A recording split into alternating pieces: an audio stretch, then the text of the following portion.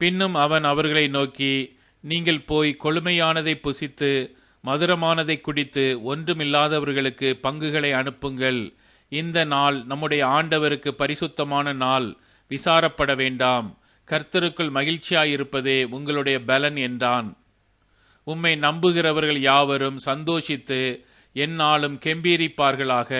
நீர் அவர்களை காப்பாற்றுவீர். உம்முடைய நாமத்தை நேசிக்கிறவர்கள் உம்மில் களி கூறுவார்களாக. ஜீவ மார்க்கத்தை எனக்கு தெரியப்படுத்துவீர்.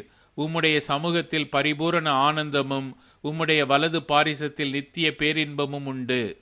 அவரை நித்திய ஆசீர்வாதங்களுக்குள்ளவராக்குகிறீர். அவரை உம்முடைய சமூகத்தின் மகிழ்ச்சியினால் பூரிப்பாக்குகிறீர். அவருடைய கோபம் ஒரு நிமிஷம், அவருடைய தயவோ நீடிய வாழ்வு. சாயங்காலத்தில் அழுகை தங்கும், விடியற்காலத்திலே களிப்பு உண்டாகும். கண்ணீரோடே விதைக்கிறவர்கள் கம்பீரத்தோடே அறுப்பார்கள். கர்த்தருக்கு பயந்து அவர் வழிகளில் நடக்கிறவன் எவனோ அவன் பாக்கியவான். கர்த்தரால் மீட்கப்பட்டவர்கள் திரும்பி ஆனந்த களிப்புடன் பாடி சீயோனுக்கு வருவார்கள். நித்திய மகிழ்ச்சி அவர்கள் தலையின் மேல் இருக்கும். சந்தோஷமும் மகிழ்ச்சியும் அடைவார்கள். சஞ்சலமும் தவிப்பும் ஓடிப்போம்.